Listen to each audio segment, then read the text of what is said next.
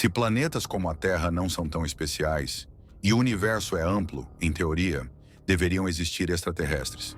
Mas então, onde estão todos eles? A resposta para isso pode ser a hipótese da Terra rara.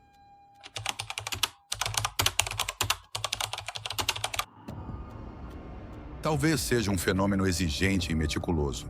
Algo que só ocorre nos raros casos em que as condições são absolutamente perfeitas. Um evento que exige que cada molécula esteja precisamente alinhada. Ou talvez a vida comece com relativa facilidade.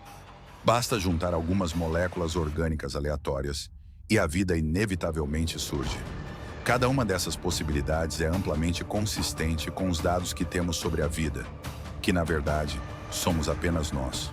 Toda a vida na Terra é geneticamente relacionada, primos distantes que remontam a um único ancestral microbiano, conhecido como LUCA, o último ancestral comum universal. Assim, apesar da biodiversidade que vemos hoje, todos somos apenas descendentes desse único sucesso. Talvez tenham existido outras formas de vida que eventualmente desapareceram, mas por enquanto não temos evidências para sustentar essa hipótese. Crucialmente, o fato de que pelo menos uma forma de vida tenha surgido não nos ensina nada, porque isso já sabemos. Obviamente, teve que haver pelo menos um sucesso. Caso contrário, como você e eu poderíamos sequer ponderar tais questões? A vida pode ser incrivelmente rara no universo. Se for o caso, não é coincidência que vivamos em um dos poucos lugares onde ela aconteceu, porque para seres vivos como nós, simplesmente não poderia ser de outra forma. Isso significa que a nossa mera existência, e mesmo a existência de toda a árvore da vida, não nos ajuda a responder a essa questão fundamental. Com que frequência a vida surge? Se um dia descobrirmos uma segunda árvore da vida, isso provaria que a vida surgiu pelo menos 2 vezes. Mais importante ainda, esse segundo surgimento não teria nada a ver conosco. Nossa existência não depende do fato de isso ter acontecido ou não. Uma descoberta assim eliminaria a ambiguidade e provavelmente seria a mais importante da história da ciência, provando que não estamos sozinhos.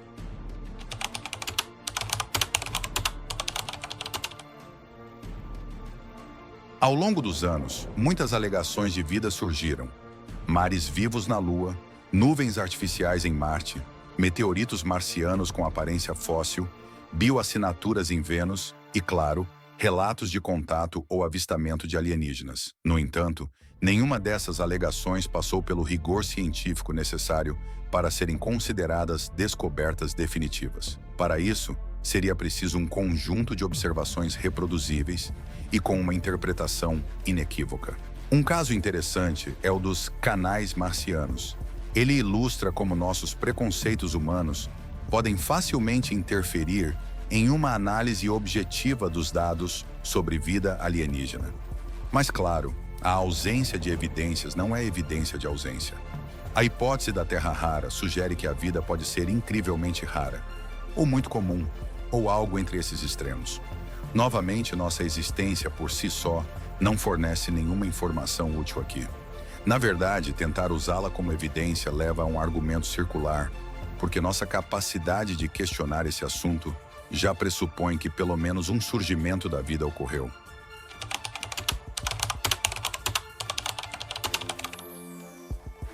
Uma evidência mais útil é o tempo em que a vida emergiu na Terra, o que aconteceu de forma cosmicamente rápida, dentro de apenas algumas centenas de milhões de anos. Ainda que esse início rápido carregue ambiguidades. No entanto, no geral, sugere que, se tivéssemos a capacidade de reiniciar o relógio da Terra do zero, haveria uma chance de 9-1 de que a vida surgiria rapidamente novamente. Se você considera essa aposta segura, então esse único dado parece resolver o debate, certo? Basta reiniciar o relógio da Terra e a vida ressurgiria. Logo, a vida deveria ser comum no universo. Mas é nesse segundo passo que precisamos ter muito cuidado. Porque lembre-se, estamos falando de reiniciar a Terra. Ou seja, um planeta com condições idênticas às da Terra. Mesma órbita, mesma massa, mesma atmosfera inicial e até mesmo as mesmas localizações de cada pedra na superfície. Mas e se movêssemos uma dessas pedras, um desses vulcões ou um dos continentes? Isso arruinaria tudo. Como no efeito borboleta, talvez até uma pequena mudança possa alterar drasticamente o destino da vida. É aqui que entra a famosa hipótese da Terra rara, formulada pelos professores Peter Ward e Robert Brownlee. Essa hipótese argumenta que as condições do nosso planeta são extremamente incomuns, ajustadas de forma precisa para permitir a vida. Se for verdade, então o fato de que a vida começa rapidamente em condições semelhantes às da Terra se torna irrelevante, porque tais condições são tão raras que a vida quase nunca tem a chance de surgir. Uma outra abordagem dessa ideia, mais alinhada à formulação original, sugere que condições específicas como as da Terra são necessárias não para a vida em geral, mas para a vida inteligente em particular. Talvez existam micróbios em Marte, mas se quisermos uma civilização, precisaríamos de algo muito parecido com a Terra.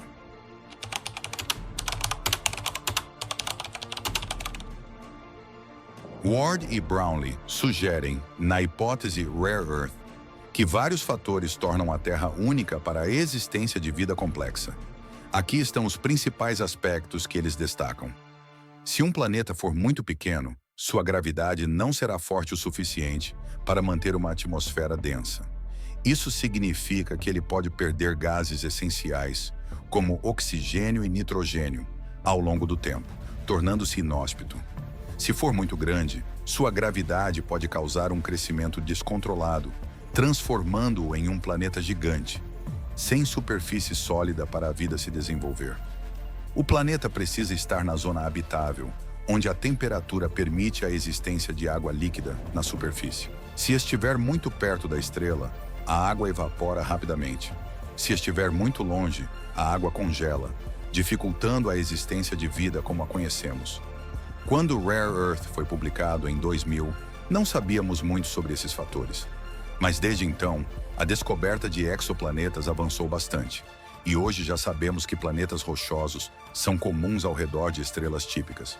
No entanto, ainda não sabemos com certeza quão comuns são planetas rochosos em órbitas semelhantes à da Terra ao redor de estrelas como o Sol. A hipótese da Terra rara vai muito além de apenas massa e órbita. Para obter alguma perspectiva, vou destacar 4 fatores adicionais que são frequentemente mencionados pelos defensores dessa hipótese. Fator 1. Um planeta habitável precisa ter uma magnetosfera para protegê-lo da radiação de alta energia. Esse efeito tem recebido atenção recentemente, à medida que consideramos enviar astronautas para a Lua ou Marte por longos períodos. O campo magnético da Terra nos protege da radiação ionizante, desviando partículas carregadas ao longo de suas linhas de campo.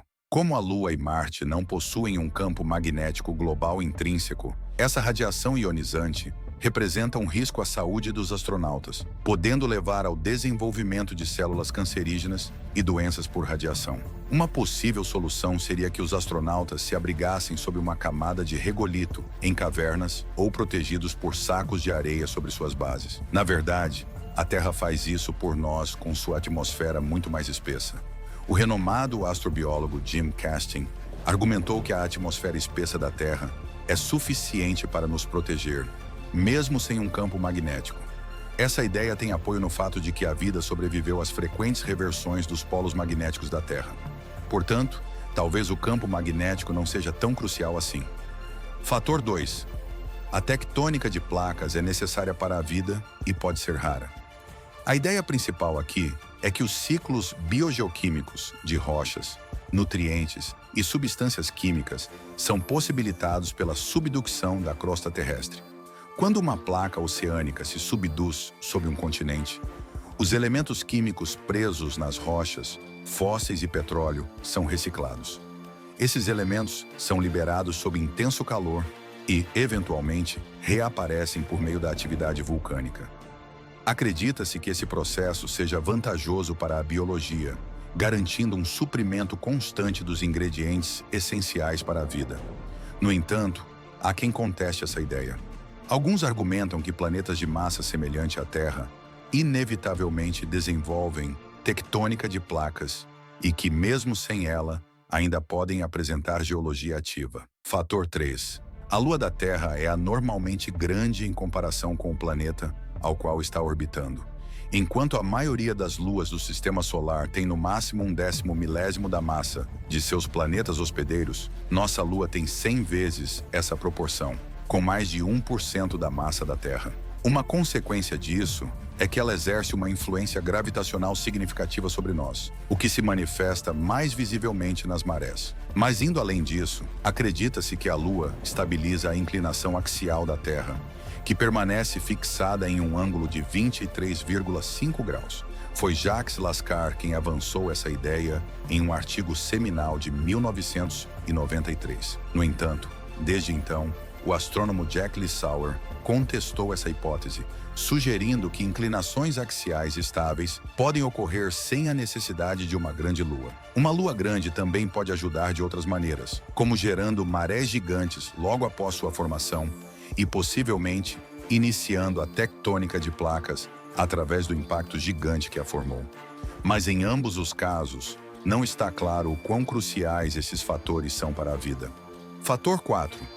Impactos de cometas e asteroides podem extinguir a vida na Terra. Claramente, um número excessivo desses impactos é prejudicial para a vida. No entanto, também foi sugerido que uma quantidade insuficiente pode ser um problema. Talvez, às vezes, a evolução fique presa e precise de um evento de reinício para avançar novamente. Nesse contexto, acredita-se que Júpiter desempenha um papel importante, possivelmente nos protegendo de impactos gigantes. Por exemplo, em 1994, observamos da Terra enquanto Júpiter tomava um golpe por nós, quando o cometa Shoemaker-Levy, de 1,8 km, colidiu com o gigante gasoso. No entanto, simulações não oferecem uma resposta tão clara. De fato, os astrônomos Horner e Jones descobriram que Júpiter, na verdade, levou a um maior número de impactos de meteoritos na Terra, e não a menos.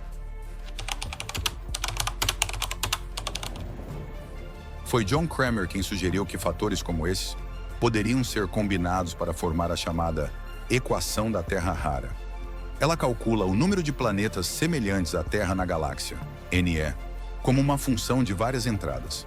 Por exemplo, poderíamos escrever algo assim: FP, Schirner, fração de estrelas com planetas, FR. Fração desses planetas que são rochosos, FH. Fração desses planetas na zona habitável, FM. Fração com uma grande lua, FJ. Fração com um companheiro semelhante a Júpiter, 5 fatores, ignorando os aspectos geológicos neste exemplo. Cada fator é um subconjunto do anterior. Assim, FH não representa a fração de todos os planetas na zona habitável, mas apenas aqueles que são rochosos. Isso é conhecido como probabilidade condicional. Agora, essa sequência de probabilidades condicionais multiplicativas se assemelha muito à famosa equação de Drake, que calcula quantas civilizações existem na galáxia. Na verdade, a relação é ainda mais profunda, porque a equação de Drake tem um parâmetro explícito para a fração de planetas que são semelhantes à Terra. Isso significa que podemos substituir esse único termo da equação de Drake pelos 4 últimos fatores da nossa equação da Terra Rara, assim como mostrado aqui. Dessa forma, a hipótese da Terra Rara pode ser vista como uma espécie de expansão desse único parâmetro da equação de Drake em uma série de fatores mais detalhados, necessários para que um planeta seja verdadeiramente análogo à Terra. Apresentado dessa maneira, isso parece ser uma melhoria, certo? Estamos aprimorando a equação de Drake, propondo uma versão matemática mais refinada dela. Mas será que isso é realmente verdadeiro? Certamente, uma vantagem dessa forma matemática é que ela é muito flexível. Veja bem, você pode discordar que uma lua grande seja necessária para a vida, mas em vez disso, acreditar que uma estrela semelhante ao Sol seja essencial. Tudo bem, você pode simplesmente trocar esse fator na equação, o que ainda deixaria 4 fatores raros. Isso nos daria esta equação, que chamaremos de cenário A. Por outro lado, talvez você acredite que a Terra seja um conceito ainda mais raro e afinado do que esses 4 fatores podem explicar. Talvez você adicione um parâmetro para a localização do sistema solar na galáxia, outro para a composição inicial da atmosfera do planeta, e mais um para a proporção entre terra e oceano, e assim por diante. Eventualmente, você pode acabar com uma lista de, digamos, 80 fatores distintos, todos simultaneamente necessários para que um planeta seja verdadeiramente habitável. Chamaremos isso de cenário B. Então, qual é o efeito de termos 4 fatores no cenário A versus 80 no cenário B? Para simplificar, vamos imaginar que cada um desses fatores tenha 50% de chance de ser verdadeiro. Por exemplo, o primeiro fator seria a probabilidade de um planeta ser rochoso, que é de 50%, coincidindo aproximadamente com a resposta correta. No cenário A, temos 4 fatores da Terra rara. Assim, a probabilidade final de obter um planeta como a Terra é 1 por 2 multiplicado por ela mesma 4 vezes, o que podemos escrever como 1 por 2 elevado a 4. Fazendo o cálculo, isso nos dá uma probabilidade final de 1 por 16 ou 6,25%, ou seja, é incomum, mas não extremamente raro. Agora vamos tentar o cenário B. Com 80 fatores, temos que fazer a metade, mas agora elevado a 80. Isso resulta em 1 trilhão de trilhões, ou seja, 10 ao menos 24. Esse número é tão ridiculamente pequeno que, mesmo considerando todas as estrelas do universo observável, ainda assim não encontraríamos um único outro planeta igual à Terra. É claro que a escolha de uma probabilidade de metade naquele exemplo foi totalmente arbitrária. O verdadeiro objetivo desse pequeno exercício foi destacar o quão importante é o número de fatores que incluímos na equação. Muitas vezes, nos preocupamos demais discutindo os valores desses parâmetros individuais. Eles deveriam ser 1% ou 10%, mas na realidade, o mais importante é discutir quantos parâmetros devem ser incluídos na equação em primeiro lugar. Agora, é claro, nós realmente não sabemos quantos fatores incluir. Lembre-se de que esses fatores têm o objetivo de descrever as diferentes condições necessárias para tornar um planeta capaz de sustentar vida. Se tivéssemos uma teoria universal comprovada sobre a origem da vida, poderíamos determinar os parâmetros necessários diretamente no quadro negro, com base em princípios fundamentais. Mas nós não temos. Sabemos muito pouco sobre como a vida começou. Na ausência dessa teoria, uma abordagem possível seria olhar para nosso próprio planeta como um único ponto de dados e tentar extrapolar ou engenheirar reversamente as condições necessárias para a vida no universo. Mas tentar extrapolar a partir de um único ponto de dados é extremamente arriscado. De fato, muitos críticos argumentam que é exatamente isso que Ward e Brownlee estão fazendo. E embora eles apresentem argumentos razoáveis para os fatores que consideram relevantes, também vimos que há um grande debate sobre eles. Além disso, não há como testar essas afirmações até que comecemos a detectar vida em outros lugares do universo. E acho que é aqui que minhas próprias preocupações se tornam mais evidentes. Toda a filosofia de engenharia reversa de nós mesmos, como um exemplo idealizado de vida no universo, é inatamente antropocêntrica. Ela tacitamente endossa uma perspectiva limitada, que assume que a forma como as coisas aconteceram aqui é a única maneira pela qual a vida inteligente pode surgir, que nossa experiência, nossa história, é o único caminho pelo qual a consciência pode florescer. E veja, todos nós somos culpados disso no dia a dia. Baseamos grande parte de nossa filosofia de vida em nossas próprias experiências diretas, ignorando as experiências muito diferentes e muitas vezes dolorosas que outros seres humanos estão vivendo. Para obter uma compreensão completa da vida, tanto no nível individual quanto no nível biológico, precisamos de uma visão maior, uma perspectiva mais ampla. Isso pode soar como se eu estivesse filosofando um pouco demais aqui, e às vezes eu me permito esse tipo de indulgência. Mas deixe-me ilustrar uma consequência matemática específica disso quando se trata da origem da vida. Veja, eu posso aceitar o argumento de que a origem da humanidade é, de fato, o produto de uma série de eventos altamente improváveis. Primeiro você precisa de X, depois precisa de Y, e então precisa de Z. E à medida que adicionamos mais e mais termos, sim, concordo que as probabilidades se tornam extremamente pequenas. Mas o ponto crucial é que essa receita pode não ser o único caminho para a inteligência. Pode haver caminhos totalmente diferentes e distintos que também levem a uma civilização. Por exemplo, imagine um mundo hipotético que nunca tenha tido uma magnetosfera, mas em vez disso, é uma lua orbitando um planeta gigante e, portanto, protegida pelo campo magnético desse gigante. Uma configuração completamente alienígena, mas que ainda assim poderia levar ao surgimento de vida inteligente.